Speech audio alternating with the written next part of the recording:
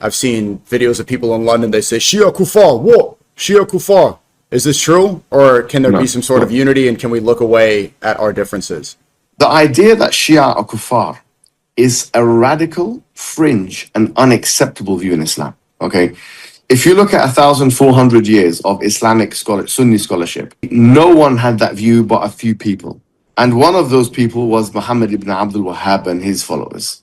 Okay, they believed that. That's why in the year 1818, okay, they went into Karbala, and then they killed Shias in Iraq and all this kind of things. And it was a massacre that's, in a certain thing. And obviously they will say that they were worshipping graves and all this kind of things. And there may have been, to be fair, like extreme practices there, but nothing justifies massacres, okay? The idea that the Shia Kufar is not a mainstream idea. Ibn Taymiyyah didn't say that. He said the Shias, the mainstream Shias, they are not disbelievers. So where did they get this information that Shias are disbelievers? This is a fringe and extreme and isolated view that only some people in the last 200-300 years of Islam, who had also made takfir of Sufis, by the way, and the Ottomans, these are the same people that are saying that the Shias are disbelievers. They were saying the Ottomans are disbelievers. Apart from that sort of group of people, I'm sorry to say there's not that much representation of that view. Some people say, well, specific scholars who said this and that. Yes, fine, you can make a case. But this is an extreme, it really is an extreme, fringe, isolated and unacceptable view. The Shia Kufar is not a mainstream idea. Ibn Taymiyyah, who Salafis also take from, they say he's a big, huge figure who died in 1328, corresponding with 728 Hijri calendar.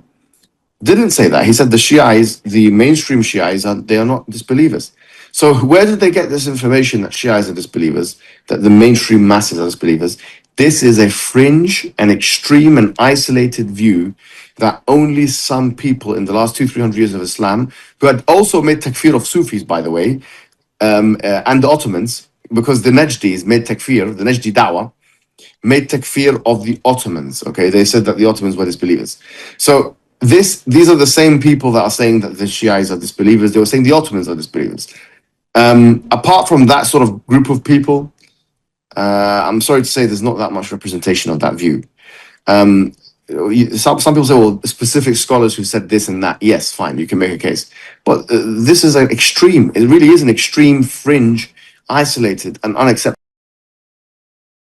Dr. Zakir, I have two questions. Firstly, should I be a Sunni or a Shia? My second question is, should I read the Quran in English, which I understand better, or should I read it in Arabic? I'm a new Muslim.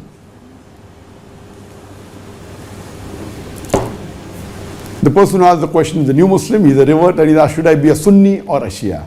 If you read the Quran, there is no Sunni or Shia, there is only a Muslim.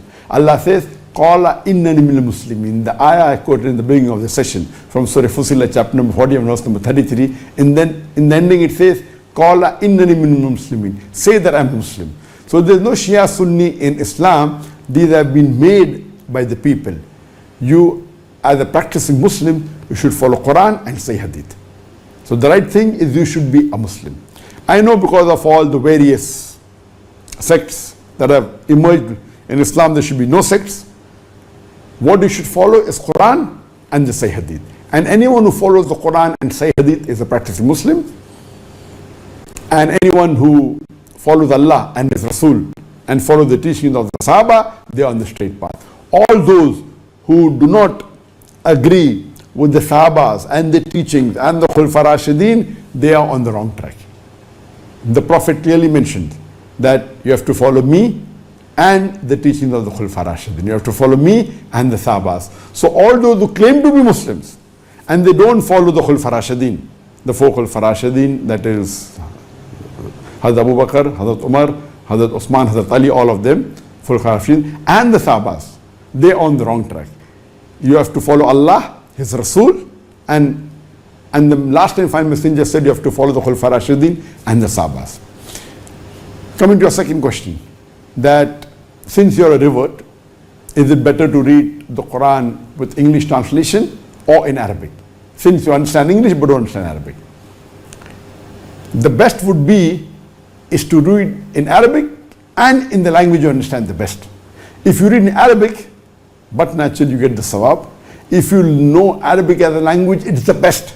Besides getting sawab, you can know the message and implement on the message. If you don't know Arabic as a language, then read the Arabic portion as well as read the English translation of the Quran if you know English as your best language. You should read the translation of the Quran in the language you understand best, because the Quran was revealed to be implemented. The Quran is the most positive book in the world. It's a proclamation to humanity. It's an assurance to those in doubt. It's a solace to the suffering. It's a hope to those in despair. It's a fountain of worth. It's a fountain of mercy and wisdom. It's a warning to the heedless. And all this you can only get if you understand the meaning. So if you don't know Arabic as a language, the best would be to read the translation in the language you understand the best. Hope that answers the question. The question posed by Samia Reza. Assalamu alaikum, sir. Wa alaikum assalam wa rahmatullahi wa barakatuh. I am very much tensed about my future and marriage.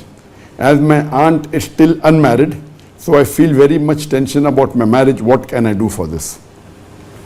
As far as the question for marriage is concerned, our beloved Prophet Muhammad said that you have to look for 4 qualities in the spouse. Normally people look for 4 qualities in a spouse. One is wealth, the other is beauty, the third is nobility, and the last is virtue. And the best among this is virtue. So if you select your life partner as a virtuous life partner, that is the best. So my suggestion for you would be that you search for a virtuous life partner. I know finding a virtuous Muslim boy in this age is difficult, but you search and the best available, you marry.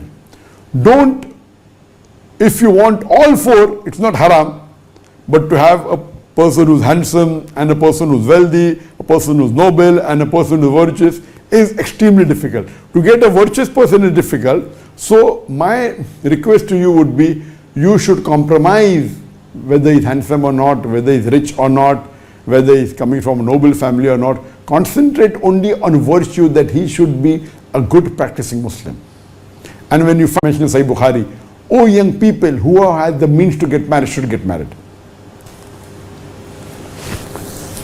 The more you delay, so the options would become less, and it would be more difficult for you to find a virtuous person. If you are young, your options would be more, your choice would be better. So that's the reason, put a target, okay, I'll search for maximum 6 months or 1 year or whatever it is, make a target, then in that period, whatever best you find, the most virtuous amongst the one you have found, you should go ahead with it.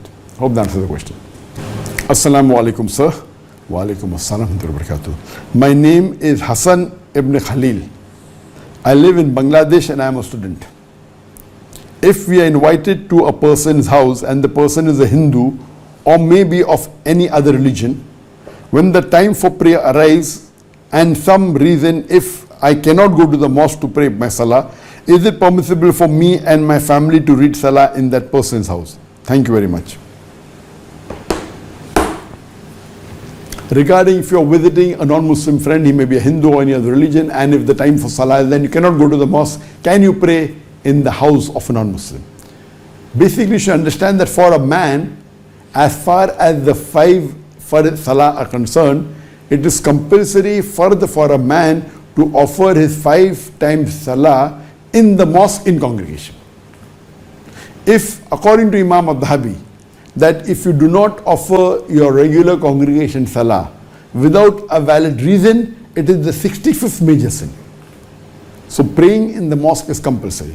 And there are various evidence. It's mentioned in Sahih Bukhari, volume number 1. Hadith number 657, that the Prophet said that if the hypocrites would have come to know the reward for praying the Isha and the Fajr Salah, they would have come to the mosque crawling on the knees. I feel like telling the muazzin to give the aqama and ask someone to lead the salah so that I can go and burn the houses of those Muslims who do not come to the mosque for the congregation salah. From this hadith we come to know that praying in the congregation salah in the mosque is fard. There is another hadith in Sahih Bukhari, Volume number 3, Hadith number 2420, in which the Prophet said that when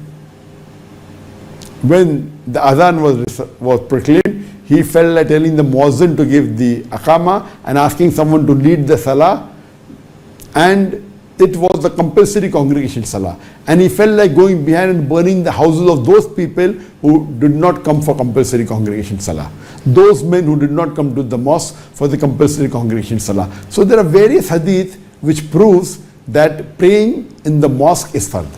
So number one, you should always pray in the mosque. But if there's a hypothetical situation where you go out and you have gone to visit someone who's far away and you cannot go to the mosque, then what is it? How do you pray? If you have gone to a non-Muslim's house, whether it be a Hindu or a Christian, etc., is it permitted to pray in a non-Muslim house? First, the first salah should be prayed in the mosque, but if you have gone somewhere out which is far away from the mosque and you cannot, in this situation, you can pray in the house of a non-Muslim as long as the place where you are praying, the room where you are praying, it should be free from any idols or any pictures. And you can take a clean cloth. If you have a sajjada, pocket sajjada, very good. If not, take a clean cloth or ask for a clean towel or a clean bed sheet, and you can put it on the floor and pray. See to it that there are no idols. You can easily identify where the Qibla is. You can take out your mobile phone and there are many apps. You identify where the Qibla is and play in the direction of the Qibla, but see to it that where you are facing doesn't have any pictures or any idols, and the room where you are praying should not have idols or picture. As long as the place you are praying is clean, you can pray in a non-Muslim's house, whether it be Hindu or a Christian, if it's far away and you cannot go to the mosque. Hope that answers the question. Bismillahirrahmanirrahim. Welcome back, friends. I hope you enjoyed the video till the last minute. Respected audience, Almighty Allah clearly mentioned in the Holy Quran, وَاعْتَصِمُوا بِحَبْلِ اللَّهِ جَمِيعًا وَلَا تَفَرَّقُوا. Hold the rope of Almighty Allah fast and do not be divided. Like, hold the rope of Almighty Allah fast and do not be divided. It means that unity is the best thing for living here. And Almighty Allah ordered the Muslim that they should prefer unity. But today, unfortunately, Muslim communities are divided. On the surface of earth, there are 52 countries of Muslims. But upon these 22 countries, these 52 countries, we never see such kind of united become the Muslim Ummah, the united kingdom of the Muslim Ummah. Why? Because their iman on Almighty Allah is very, very weak. From past 2 or 3 years, we have watching how brutally the Israel attacking the Palestine. What was happened and what is happening right now to Gaza? The conflict between Iran and US, the conflict between Israel and US. Why it was happen? So remember that 1450 years ago, before the Holy Quran has mentioned, Ya ayyuhallazina amanu la tattakhidul yahuda wan nasara awliya. Do not take the Yahud and Nasara as your friends, because in front of you they will look like enemies, but when they think about Islam, so against Islam they were united. And it was the basic principle of US and Israel that create war and sell their weapons. So they create war among countries and then they sell their arms all around the world. That's why they become so strong. They became so strong financially that they develop different kinds of weapons. Respected audience, today we have seen that in this era of science and technology, most of the people, they think that partnership with Yahud, with Jews and Christian, it will be okay. But if you look at the history, it will not be okay. So in this video they talk about that Shia, Muslim, Kafir, etc. Remember that Almighty Allah clearly mentioned in the Holy Quran, إن الذين آمنوا والذين هادوا والنصارى والصابئين من آمن بالله واليوم الآخر.